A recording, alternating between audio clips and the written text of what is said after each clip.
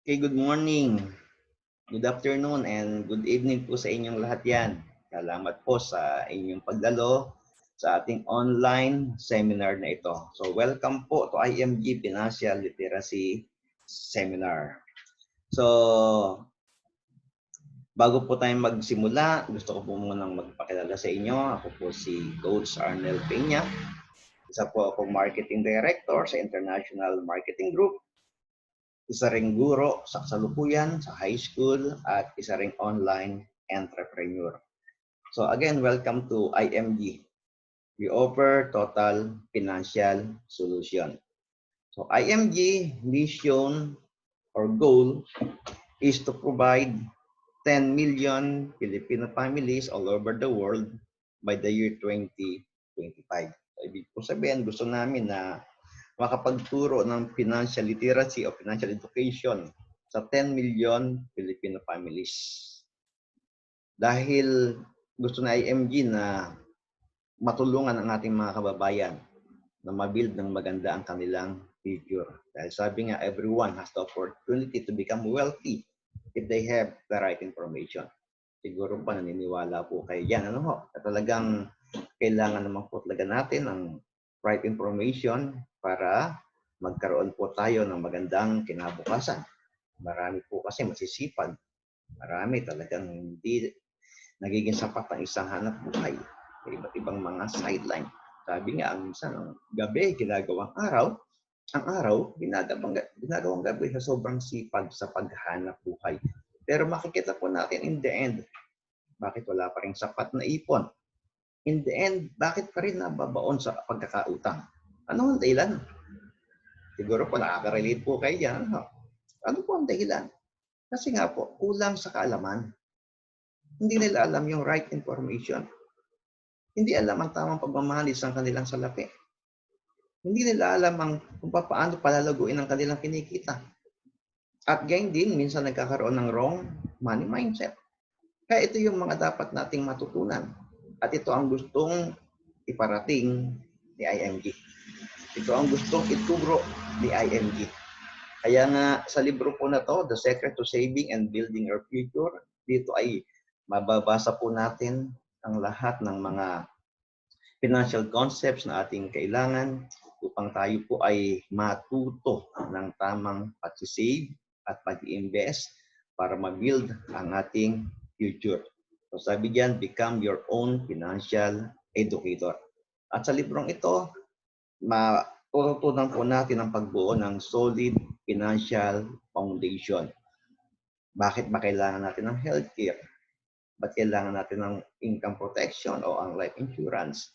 Bakit dapat nating mamanage ang ating mga pagkakautang? Ba't kailangan natin ng emergency fund? At so, bakit kailangan nating mag-invest?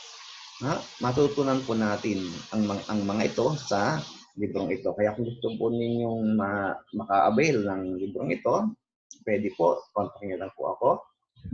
So sabi din po dito, financial education is not just for the wealthy, it's for everyone. Tandaan po natin, hindi lang po pang mayaman ang financial education para po sa lahat ito. Dahil sabi nga kanina, lahat may oportunidad na maging mayaman, maging maganda ang kanyang buhay. At narito po sa librong ito ang kaalaman na inyong dapat na matutunan. Okay. 4 key financial concepts. Meron po kaming 4 na financial concepts na itinuturo. Ito po yung pangunahing financial concepts na itinuturo namin para nga po maging maayos ang ating buhay financially. Una nga po, the X card, then pay God and yourself first, then power compounding interest, at building your solid financial foundation. So isa-isahin po natin ang lahat ng ito. Una, the X-curve concept. So dito po may makikita kayong dalawang linya, isang baba, isang pataas. Yung pataas, yung kulay blue, ang tawag po dyan ay money line. At yung kulay pula naman, responsibility line. So, sa money line habang bata pa tayo, nakita po natin, no savings. Siyempre, bata pa bago pa lang nag-i-start yan. At trabaho, kaya wala pa tayong savings niyan. At kung bago ka pa lang nagpapamilya, siyempre meron kang big responsibility. Pagtanda, dapat sa money line mo, kung wala kang savings, enough savings, ng bata ka pa, pag tumatanda ka, dapat makabuo ka na ng big savings. And then, pag tumatanda ka na, dapat ang responsibility line mo naman ay bumababa na. Okay. So, ang mga responsibility po natin, ito po, yung mga pangunahin, food, shelter, clothing, education, health, at saka debt o mga pagkakautang. Itong mga responsibility po na to, lalo na nga po yung food, shelter, clothing, yung health, yan po ay masasabi nating permanent.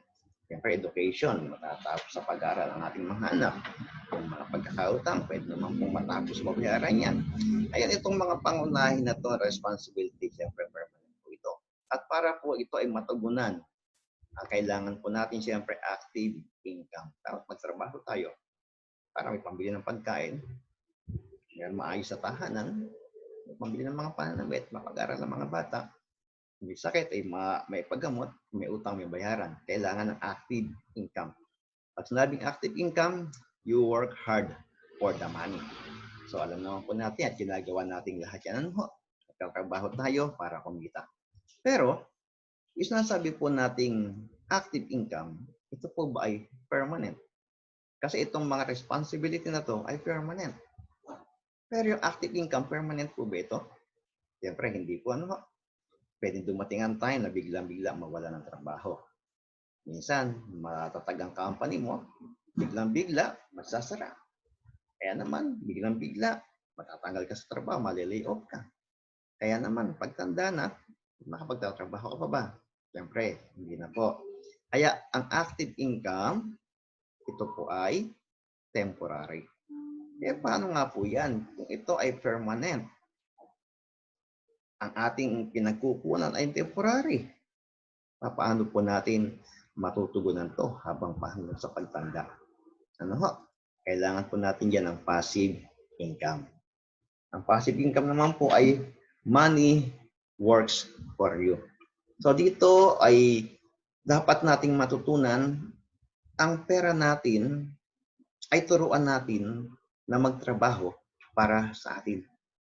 Paano yun? Paano natin magagawa ng ating pera ay makatrabaho para sa atin? Alam niyo po ba na ang maraming mayayaman, ito ang sekreto. Meron silang maraming passive income. Kaya kahit sila ay hindi na maghirap sa pagkatrabaho, meron silang passive income. Kaya yung kanilang mga responsibility ay patuloy pa rin natutugunan. At pagtanda nga po, siyempre, nakikita niyo dyan yung health, naka-highlights na po.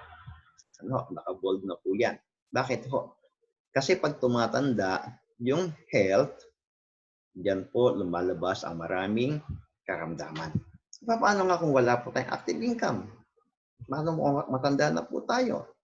Paano po ang health natin? Paano po ang ibang responsibility natin? Siyempre, pagtanda natin, kakain pa rin tayo.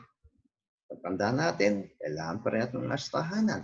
Pag tumanda tayo, kailangan pa rin natin manamit.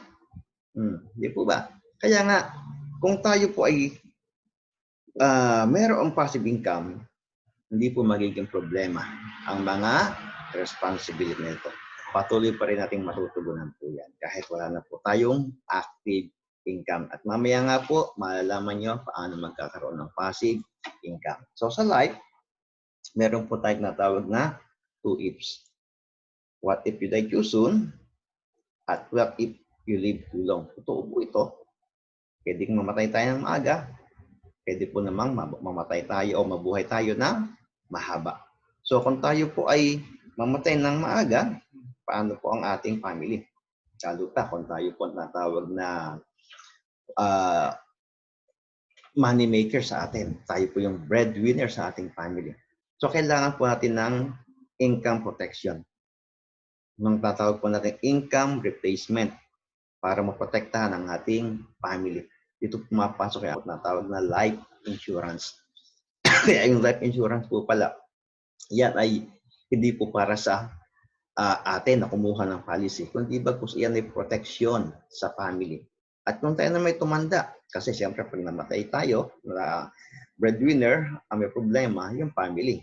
Tayo, na kung let's say namatay na breadwinner, wala siyang problema, patay na eh. Pero yung kanyang maiiwan, lalo pat maliliit ang mga anak, at walang trabaho ang kanyang asawa, paano po sila? Di po ba? So, kailangan po nating maprotektahan sila. Kaya kailangan po nating kumuha niyan ng protection. So, if you live too long, sinong problema po rito? Siyempre tayo. Kaya nga po, sabi ko kanina, pag tumatanda, meron pa rin tayong mga needs. At pag tumatanda, diyan po lumalabas maraming karamdaman. Kaya kailangan po natin natawag na investment o living on interest. Para sa gayon, tumanda man tayo, may passive income po tayo, hindi po tayo problema sa ating mga needs na ito. Okay. So sabi, do not save what is left after spending, spend what is left after savings. So dapat ganito po matutunan natin para habang bata pa tayo, kung wala pang ipon, habang tumatanda, kung magagawa po natin to, dapat kumbagay, yung ating money line ay lalaki. Kaya kumbagay magkakaroon ng big savings. The poor man's formula. Ito na po yung natawag natin na poor man's formula. Ano po ba itong poor man's formula na to? Yan. Siguro po, alam natin yan. So, pag kumita po tayo, ang madalas ang ating mindset, pagka yung sumweldo, ano agad nasa isip? Gastos. Minsan niya, wala pa nga yung sweldo eh. May papangutang na, di po ba? Minsan, 13 month, bonus. Wala pa, malayo pa yung bonus, pero nandun agad yung kanyang mindset na ito yung mga bibilihin ko. Ito yung aking mga dapat na mabili sa aking bonus na to. So, kaya ang nangyayari nga po, yung income minus expenses, ang madalas, yung income, mas maliit sa kanyang, sa kanyang expenses. Meaning, yung expenses niya lagpas sa kanyang income. Kaya, ang nangyayari, nababaon sa pagkakautang. So, dapat, gumastos tayo, ayon lamang po sa ating kinikita para hindi po tayo mabaon sa pagkakautang. Kaya sabi, puro months formula. So, marami po ganito kasi. Lumalagpas ang kanyang gastusin sa kanyang kinikita. So, ang aming pong itinuturo, the abundance formula na dapat po nating matutunan. Ano po yan? So, yung income natin minus tithes. Mahalaga po ito. Bakit po? Sabi nga, si God po kasi ang nagbigay ng lahat ng ating kinikita. Dapat lang magbigay tayo. Tumulong po tayo. Plus, investment. Investment po, ito po yung pag-save natin. Sabi nga, pay yourself first. Ikaw kumita, ikaw trabaho, ikaw nagpakahirap, bayaran mo sarili mo. I-save mo 20% equals expenses. So dito makikita nyo baliktad. Kanina, doon sa poor man's formula, income, expense muna. Yung matitira, ipon daw. Pero ang madalas, walang natira. Kaya utang ang natira. Pero sa abundance formula po, nakita nyo, income, unahin mo yung tithes mo, then, yung investment mo o yung iyong savings para sa sarili mo for your future, yung 70%. Yun lang po ang ating gagastusin. So, kapag ka nagawa natin yung formulang ito, 100% tumanda man tayo, meron tayong magiging ipon para sa ating sarili. At kung mai-invest po natin tama, nasabing passive income, mangyayari po sa atin yun. Okay? Spending is a habit, and so is saving and investing. Pay yourself first. Kaya minsan ang spending nagiging habit. Kung nagiging habit natin spending, dapat maging habit din po natin na mag-save. Maging habit din po natin ang mag-invest. Para matiyak natin sa future natin, magiging magandang buhay pa rin po natin. So the solid financial foundation. So sa ating solid financial foundation, yung nakita nyo nga po kanina sa libro, may tinatawag po tayo dyan, order of priority. So una, kailangan po ng healthcare, long term and short term. Ba't po kailangan ng healthcare? Kasi po, napakahalaga niyan dahil ang sakit, hindi po natin alam kailan darating. Ang sakit, hindi po natin alam kung anong klaseng sakit ang dadapo po sa atin. So since hindi natin alam kung anong klaseng sakit ang dadapo sa atin. Hindi natin alam kung kailan darating ang karamdamang yan, dapat po nating paghandaan. Kasi minsan, hindi po at napaghahandaan ang ating healthcare, kaya pag dumating ang karamdaman, hindi alam kung saan kukuha ng pampagamot. Sabi nga po marami po sa ating mga Pilipino na namamatay, hindi naman kasi dahil walang gamot. Ang dahilan, walang pambili ng gamot. Na kailangan i-hospital, walang pambayad sa hospital. No, kaya napakahirap po noon. Kaya mahalaga po ang healthcare. Ano ho? Then, income protection. Ito po yung income protection, sabi nga kanina, yung sa dalawang if. What if you die too soon? Paano nga naman kung tayo ay kinuha agad-agad at ang ating pamilya ay umaasa lang sa atin? So, papaano na po sila?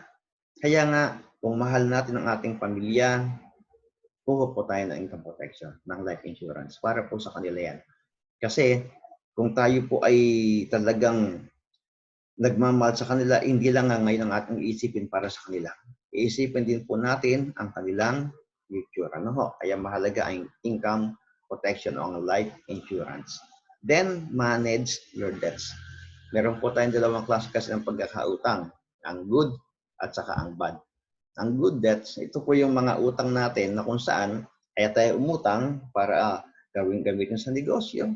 Hindi po ba? Kumbaga, mag-accumulate pa rin po ito ng income. Kaya good debts. Pero kung uutangin po natin, halimbawa, nangungutang ka dahil sa luho, yung magandang gadget, kumuha ka, nag-loan ka para sa gadget. Nag-loan ka para sa iyong mga pangporma. O, di po ba? Kumbaga minsan, kukuha ng mga hulugan, gamit, hulugan, sapatos, hulugan. So, kumbaga, dito po, nababaon talaga tayo sa utang. Lalo pa yung mga mahilig sa credit card. So, dapat matutunan po natin i-manage. At meron po kami mga workshop tungkol po dyan. Kaya, sa ibang pagkakataon, umattend po kayo para po matutunan nyo ang tamang pag-manage ng inyong kautangan. Emergency fund. Emergency funds po, kailangan po at least 3 to 6 months ng ating sweldo. Para in case, halimbawa, bigla ka nawalan ng sweldo o ng trabaho. At least, alam mo, habang naghahanap ng trabaho, 3 to 6 months na wala kang trabaho, alam mo, hindi ka magugutom dahil meron kang emergency funds. Kaya naman, kung halimbawa, biglang bumagyo, natangayang yung bubong. So, paano kung wala kang emergency fund? Mangungutang ka na naman. So, kung may emergency fund ka, pwede mong ipagawa. Di ba? May sasakyan ka. Biglang nasira. Kailangan ibaba ang makina. Mahal-mahal ang gastos doon. Kung wala kang emergency fund. So, kailangan po natin emergency fund para hindi po tayo mauwi sa mga pagkakautang. At syempre, ang investment. Ang investment, ito nga po yung natawag nating mutual fund na alam ko, marami ito ang gusto marinig. Mamaya po sa bandang huli, matuturo ko po ang lahat ng mga bagay na yan. So, sa investment po, dito po natin makukuha o magagawa, itatawag natin kaninang passive income. Na kahit matanda na po tayo, kung nakapag-invest tayo habang may trabaho pa tayo, habang bata pa, sa pagtanda po natin, yung investment na yan, yan ang pwede sabing money working for you. Ngayon, nagtataka kayo. Bakit ang pinakaunang-una ay healthcare? Bakit hindi investment? Kasi ang iba, ang ginagawa, for investment. Ito ang ginagawa nila. Diba? For investment. Walang emergency fund. Walang income protection. Walang long-term healthcare. So kung wala po lahat ng ito, ang mangyayari nga po yan, babagsak siya. Po ba? Bakit babagsak? Kasi kung wala pong healthcare, nagkasakit, pwede pong magamit ito. Paano kung malala ang sakit? Let's say, nagkaroon po ng tawag nating cancer, napakalalang sakit. Sa mga dialysis lamang, di po ba napakamahal ang gasto. So saan kukuha ngayon? Kasi walang healthcare. So, sa investment, mauunti-unti mauubos. Kung walang emergency fund, nagkaroon ng emergency, doon pa rin kukuha. Kung walang income protection, doon pa rin kukuha. Kaya mauubos po ito, kaya pwede po siyang mag-collapse. Kaya napakahalaga po na mayroon tayong healthcare, income protection, at emergency fund. Okay? Siyempre, sa bandang huli, pagkakautang nakakalabasan po niya. Nakakalungkot po. Ano ho? At totoo po, may mga kilala ko na dating mayaman, may mga negosyo talaga. Malakas kumita. Pero nung tumanda, naubos eh. Parang halimbawa po eh. Kasi kilala niyo po si Dick Israel. Diba? Artista, malakas kumita. Pero bakit? Nung tumanda siya ay parang pulubi. Nakakalungkot isipin. Ano ho? Dahil nga po, hindi nagawa ang tamang pag-build ng kanyang solid financial foundation. Next concept, compounding interest or rule of 72. Okay? Ano po ba yung compounding interest? So it explains how money works. This is the secret of the true rich. So they know the harness, the power of compounding interest. So the power of compounding interest, simplified by Albert Einstein. So ano po ba to? So yung formula po na to, na ginawa po ni Albert Einstein, 72 divided by interest rate equals to the number of years to double your money. So dito po sa rule of 72 na to, kapag yung 72 divide mo sa interest rate kung saan mo ininvest yung pera mo, doon mo malalaman kung gaano katagal, ilang taon, madodoble ang pera mo. Pakita po tayo ng mga example. So 72 divide 4, meaning 4% ang kanyang interest rate. Lalagay ka ng investment mo sa 4% interest rate. Let's say, halimbawa sa bangko, naglagay ka sa natawag nating time deposit.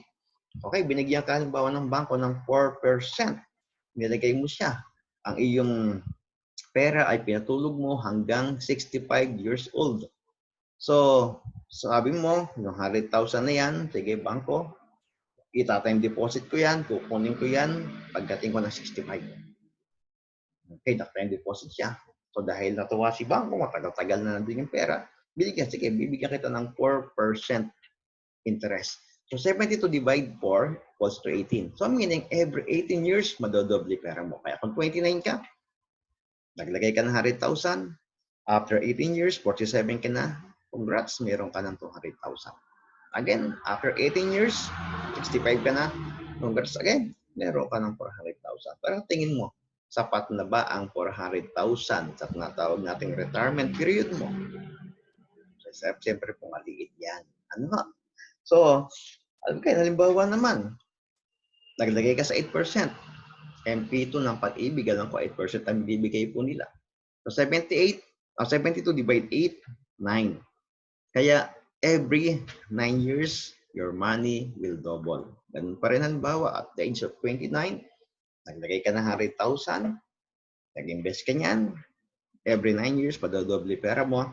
Kaya at the age of 65, yung 100,000 mo, meron ka ng 1.6 million. Mas maganda na kaysa doon sa 4%. So makikita niyo po, kapag ka pala mas malaki ang interest rate, mas malaki ang kanyang kinikita. Siyempre po, compounding yan eh. Ano?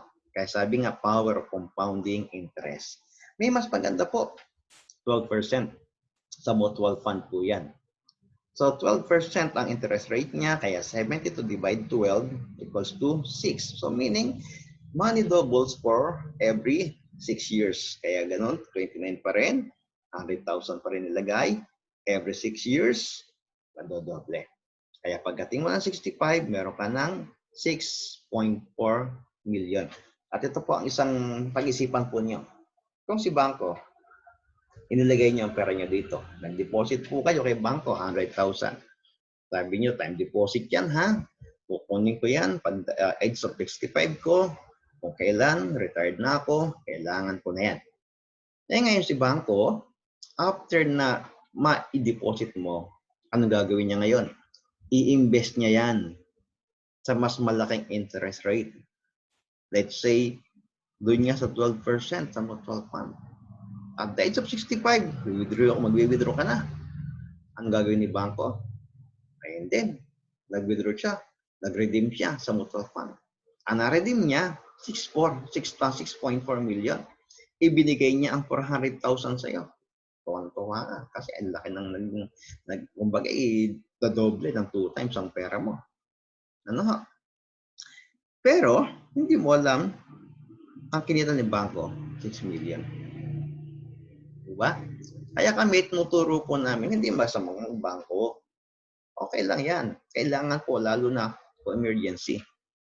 Mas safe po kasi sa bangko kaysa sa bahay. Dahil sa bahay, pwedeng manakaw, pwedeng magalaw mo agad-agad. Pero pag nasa bangko, medyo hindi agad-agad. Kaya, mas safe doon. So, pagka yan ikukunin mo for emergency, gagamitin for emergency, okay yan. For transaction, okay yan. Pero pagka sa investment, huwag po. Ilagay po natin sa mas mataas na interest rate. Sa mutual fund, we recommend para sa gayon, kung iyong gagamitin yan at the age ng iyong retirement period, maganda ang iyong magiging income. Magkakaroon ka ng passive income. Okay?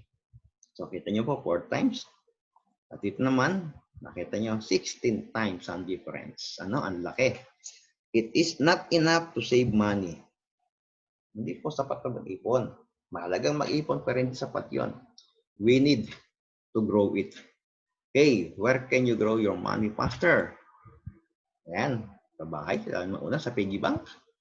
0% po yan. Kung meron kang 100 pesos per day, 10 years, meron ka ng 360,000. 20 years, 720,000. 30 years, 1 million. Pero pag nasa savings account, 1% lang ang tubo niyan sa regular saving account. Kaya nga pagdating mo ng 30 years, meron ka ng 1,096,000. Pero pag sa mutual fund, sa right investment, sa 12%, kita nyo po ang difference. Kaya, you need to grow your money. Sabi kanina, hindi lang sapat na mag-ipon. Dapat matutong magpalago ng ating perang pinagkakitaan. So those who harness the power of compounding interest wins. Those who start early wins more.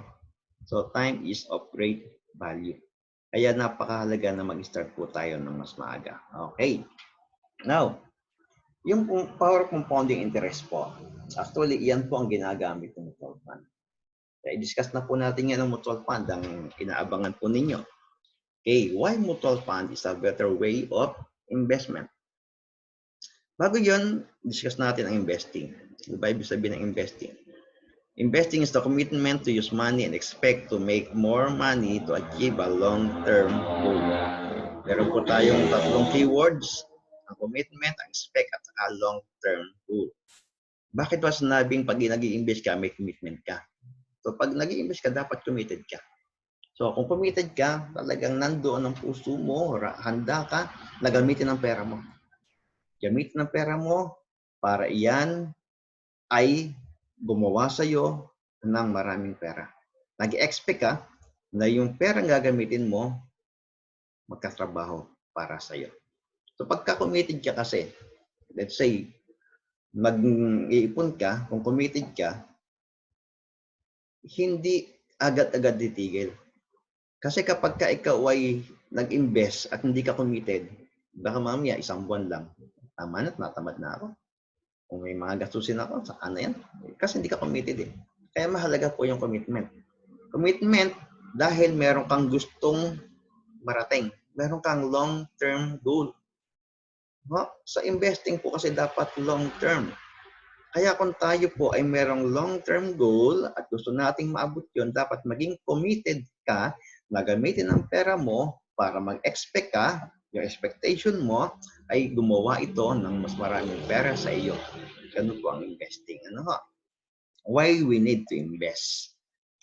Una, to beat inflation. Kasi po meron pong hindi nakikitang kalaban ng ating pera sa paglago.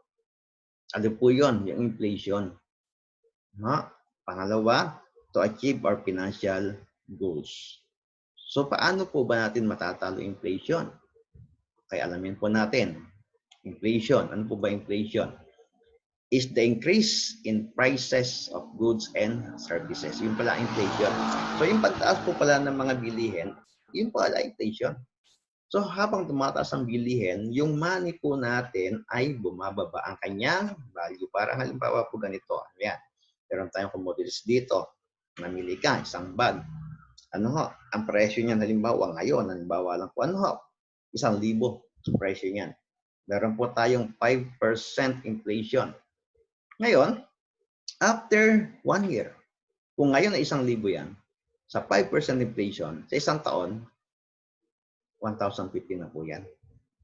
The same commodities, the same goods, pero iba na presyo. Bakit? Dahil sa inflation. Kung mananatili ang 5% inflation after 10 years, nakita niyo, 1.7 na po ang presyo niya. Kung nanatili pa rin siya after 20 years, 2.7 na po yan. Pero ang inflation po, sa ating kaalaman, hindi po yan nanatiling 5% na. Pwede pong bumaba, pwede pong tumaas ang inflation rate. Ano ho? Kagaya po nito, ito, sa Philippine inflation rate. So, from 2014 hanggang 2015, makikita po natin dyan na ang inflation rate ay bumaba ng 2.92%. So, meaning, nung 2014, mas mataas ang inflation rate kaysa 2015. Pero pagdating po 2016, nakita po natin tumaas. Ang tinaas po niya ay 0.58%. Then, pagdating ng 2017, tumaas na naman siya, 1.6% tumaas niya. At pagdating ng 2018, tumaas na naman siya, 2.36%. Kaya by 2018, ang inflation rate po ng Philippines ay 5.21%. Ayan po, 5.21% ang inflation rate sa Pilipinas by the year 2018.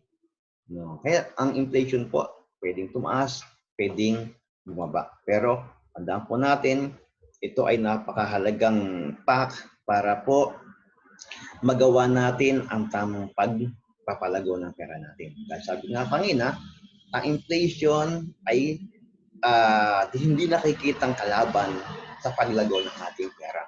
Okay, para maintindihan pa natin kung bakit nga ba napakahalagang alam natin ang bagay na ito.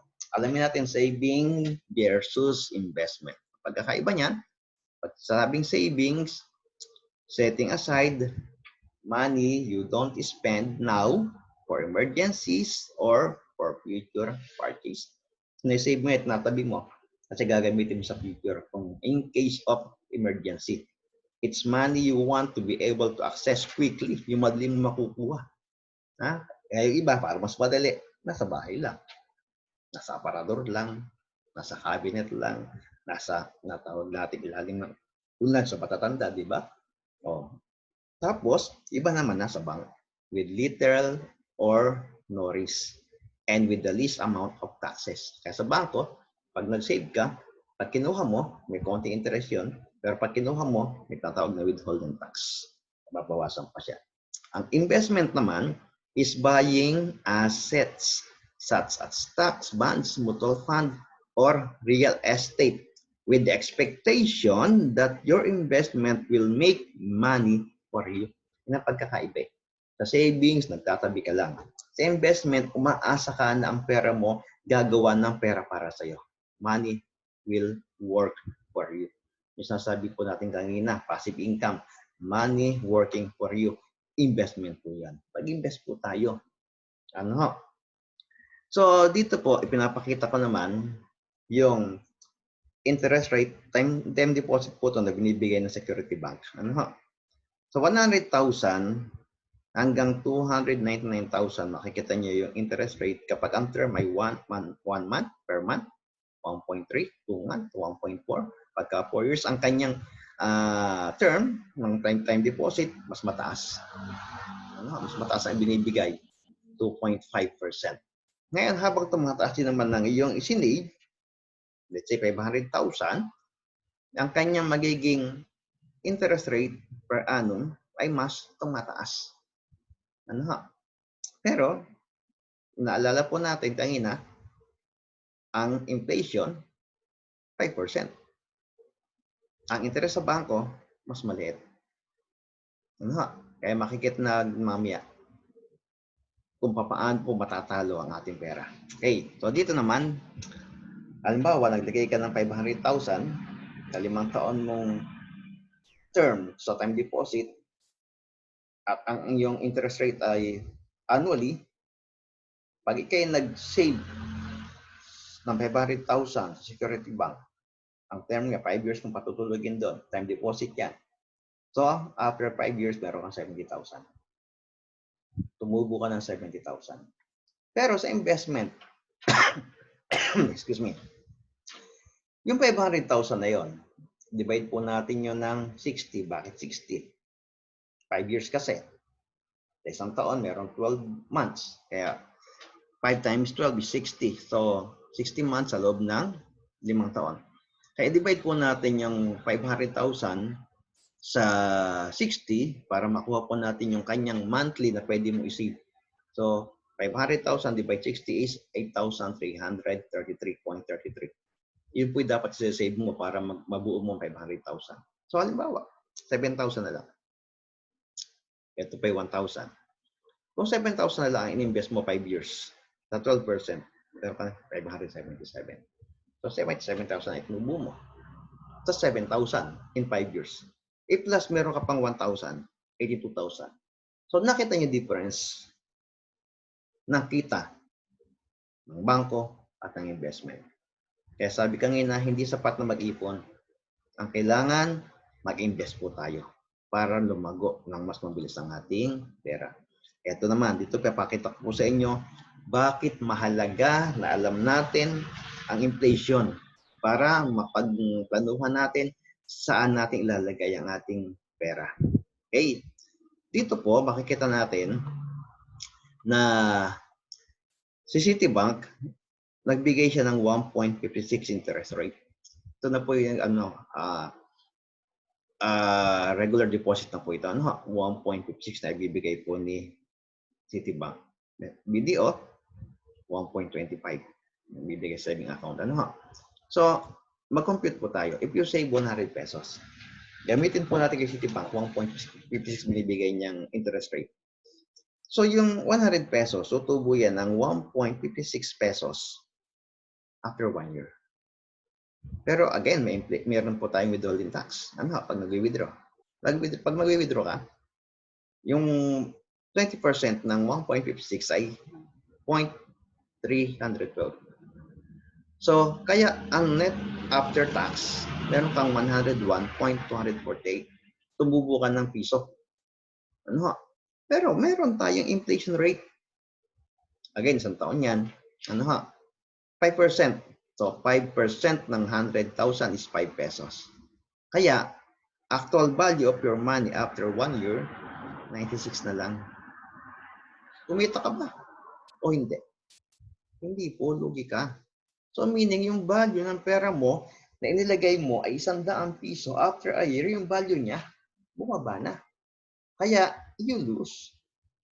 Yan po dapat nating maintindihan. Kaya malagang malaman po natin yung inflation rate. To beat inflation rate. Bakit ka mag-i-invest? Para mag-beat mo inflation rate. Meron tayong 5% inflation rate. Inilagay mo lang sa 4%. Talo ka pa rin.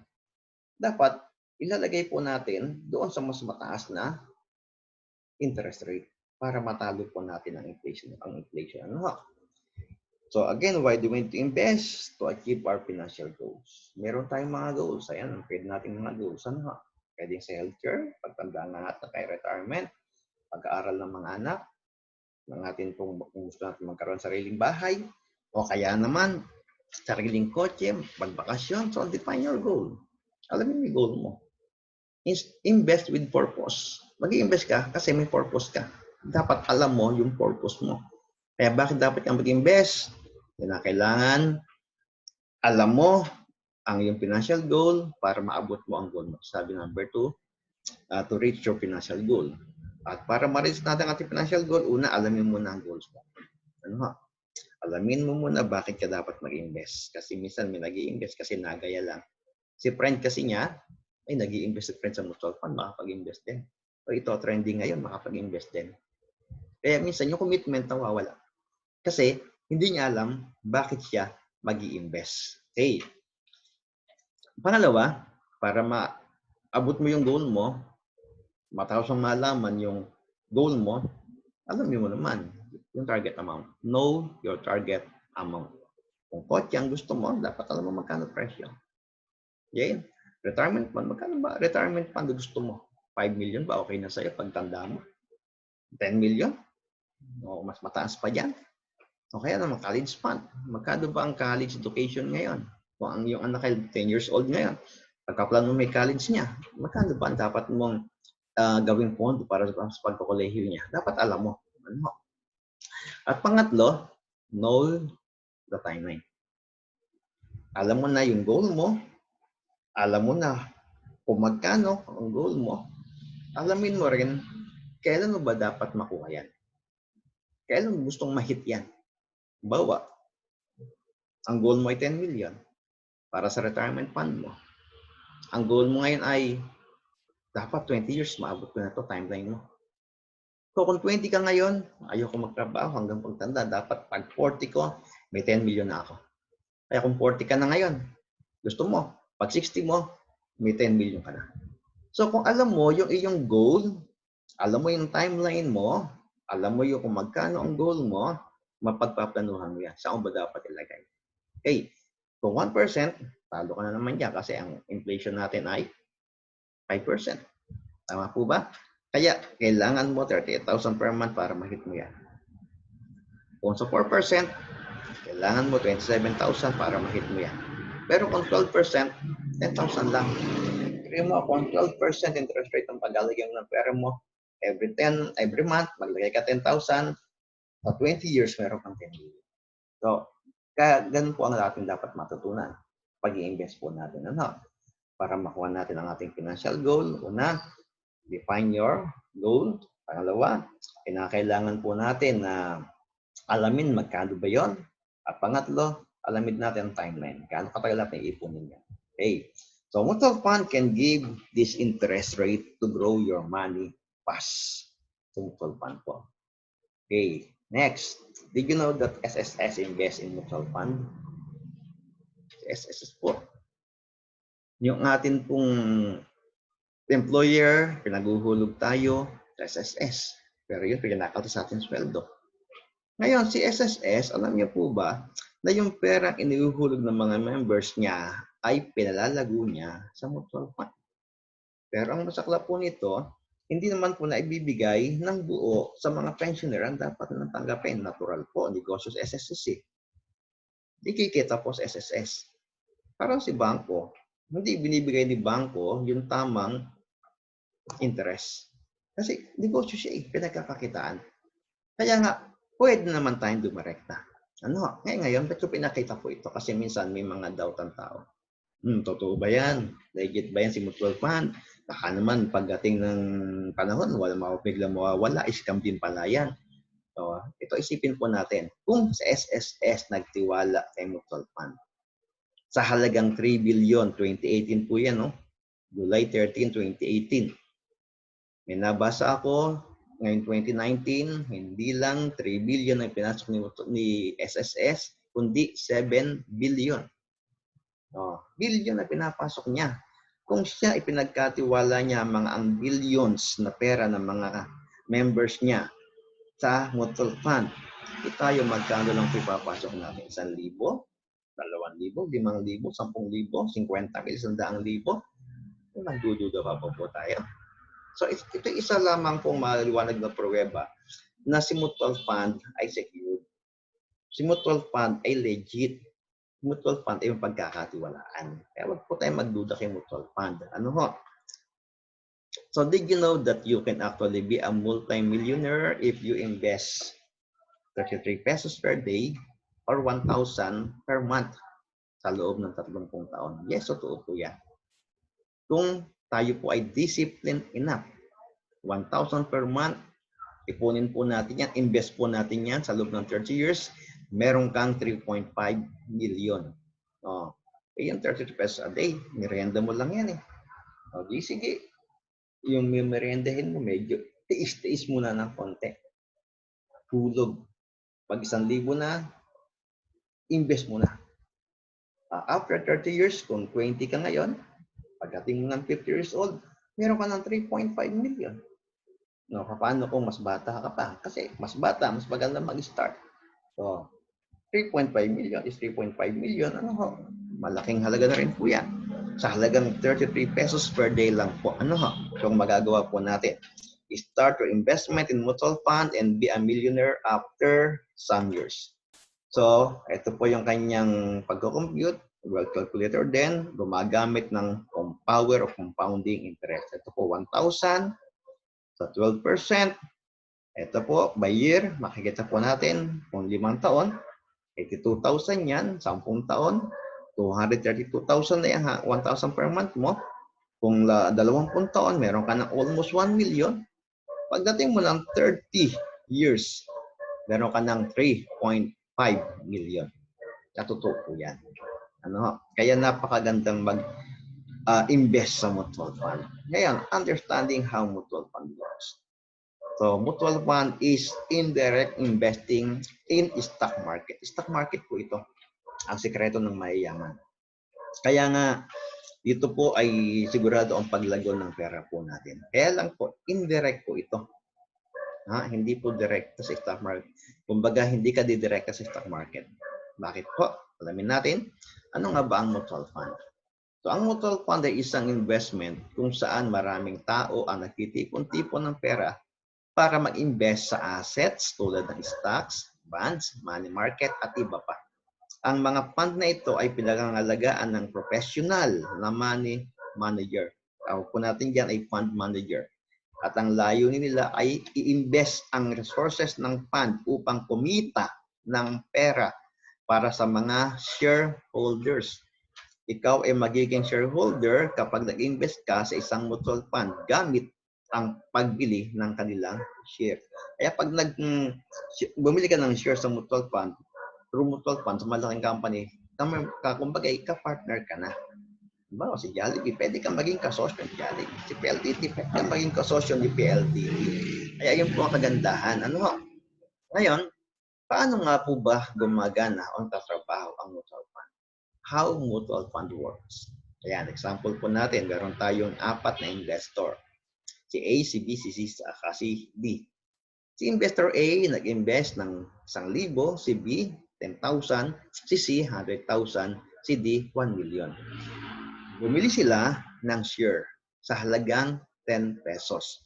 So, yung kanilang binili na share na to, i-convert po ang kanilang pera sa share. Kaya si A, nagkaroon ng 100 shares, si B, 1,000 shares, si C, 10,000 shares, si D, 100,000 shares. Ngayon, yung pera ng mga investor na to, titipunin niya ni fund manager. Pag natipon niya na, ibibili niya ngayon yan ng mga shares dito. So, sosyo niya sa malaking company. Okay. Pagkatapos, pag tumaas na yung value, pwede pong ibenta yan di fund manager. Para sa gayon, kumita po ang mga investor. Kaya dati, ang bili niya, 10 pesos lang, pero naibenta po yan ni fund manager sa 12 pesos.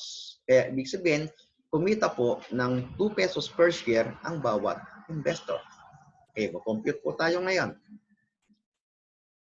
Si A, 100 shares.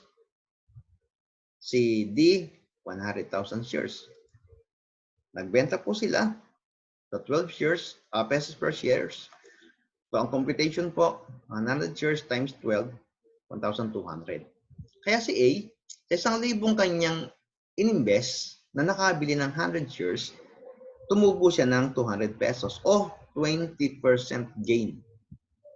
Parehas din kay D na ang kanyang ininvest ay 1 million na nakabili ng 100,000 shares. Siya ay tumubo ng 200,000 pero yun ay 20% din ng gain. So meaning, mayaman ka man o mahirap, yung gain po natin, equally divided po yan. Pare-parehas po ng percentage. Ano ho?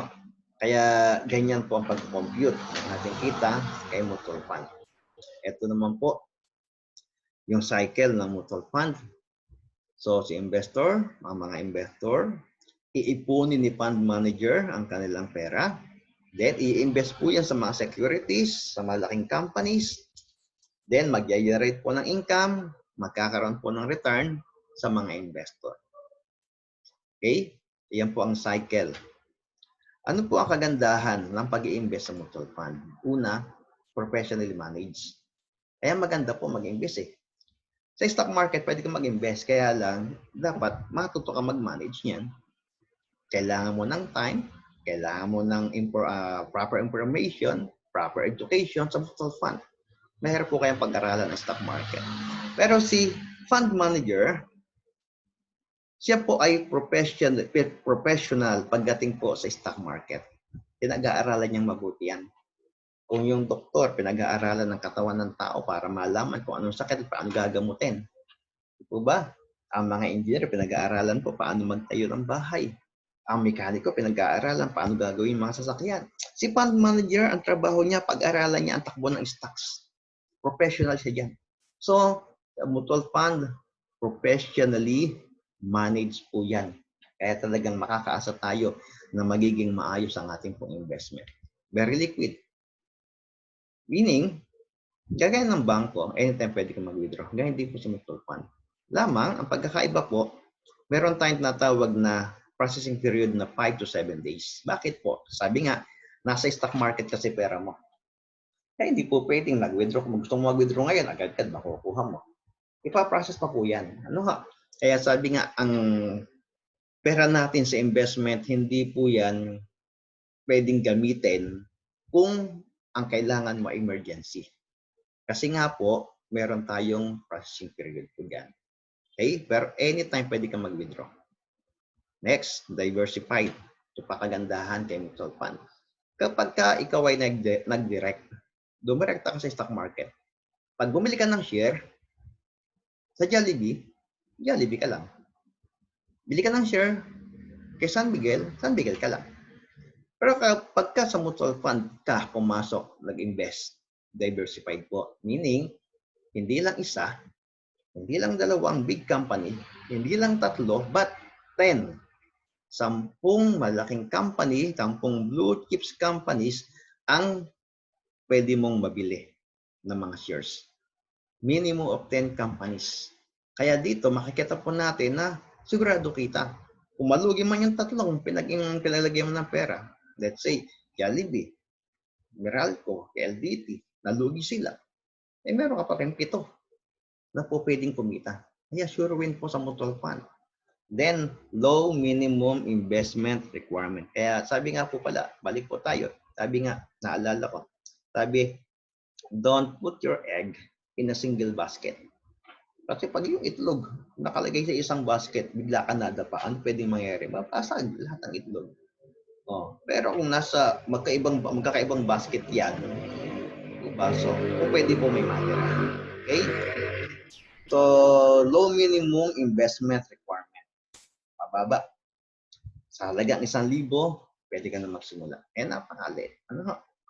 Kayang-kaya kahit na sabihin po natin na minimum wage earner lang, kayang-kaya po mag-invest sa mutual fund.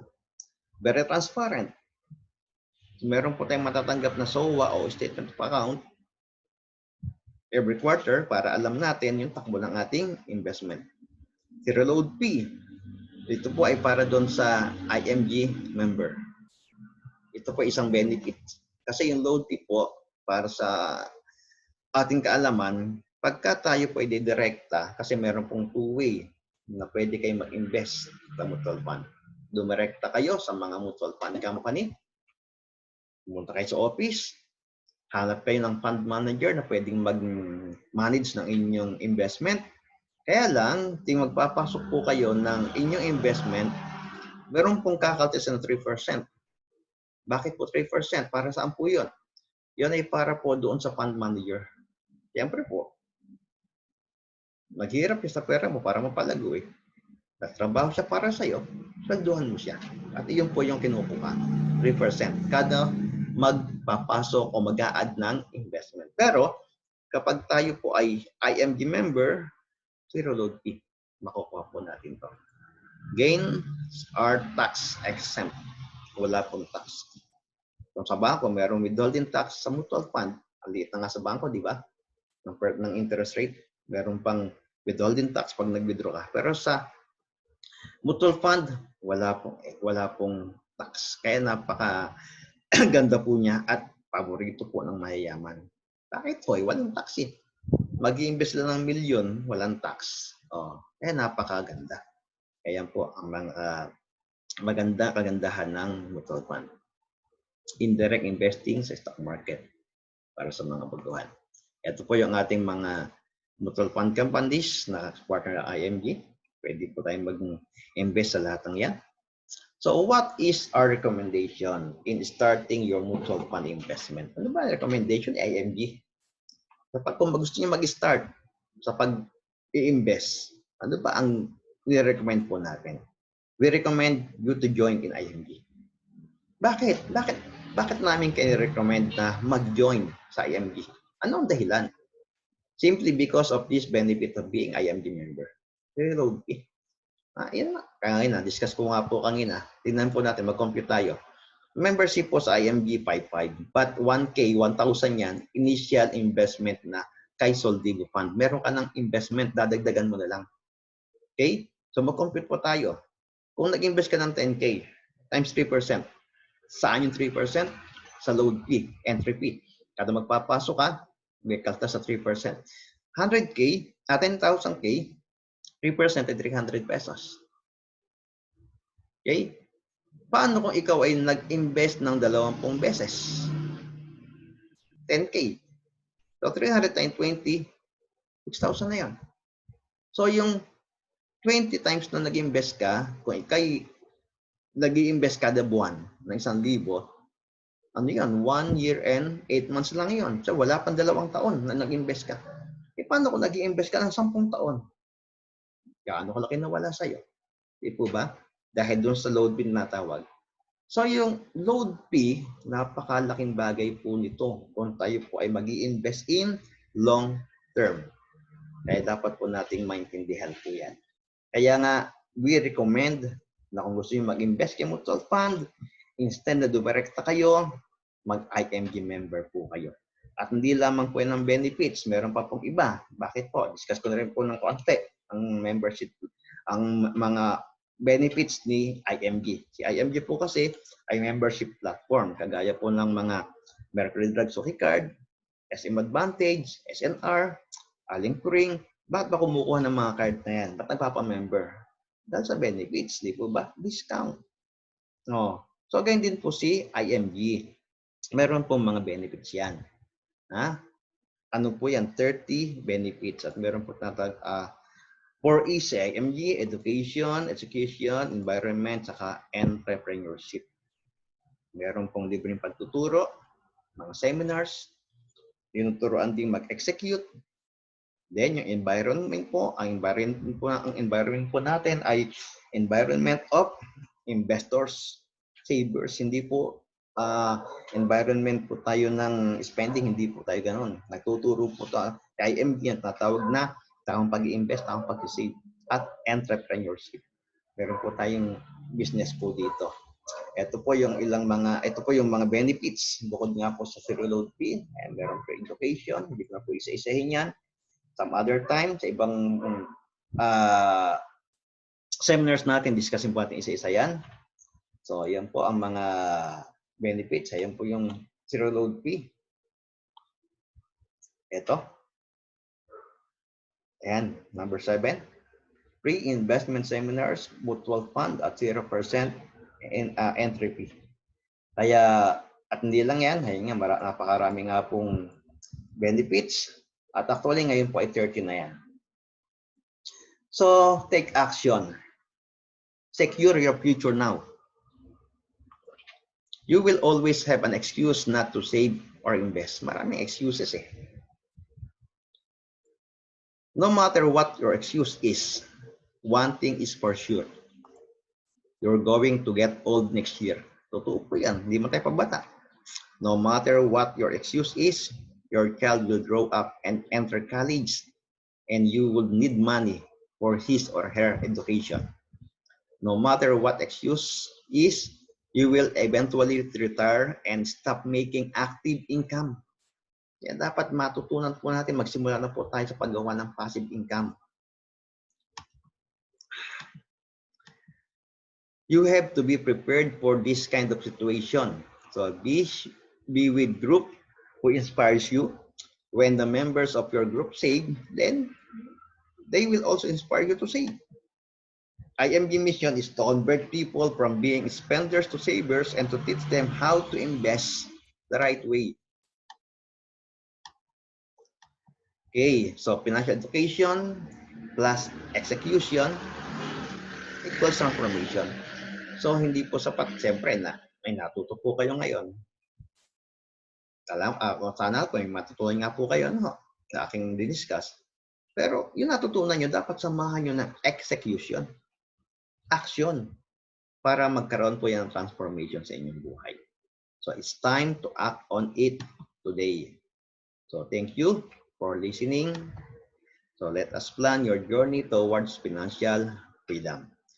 Okay? So yan po ang ating naging topic. At kung meron po kayong mga katanungan, pwede nyo po akong i-message sa aking Facebook account. Ayan po, www.facebook.com/boyet.bautista. At pwede rin pong i-like yung aking page, ang IMG Financial Literacy Advocate page. At pwede nyo rin po akong kontakin kung may mga katanungan po kayo. Ang number ko po 0939-904-5112. Okay? Maraming salamat po sa inyong lahat. At sana po ay meron nga po kayong natutunan sa ating mga diniscuss. Okay?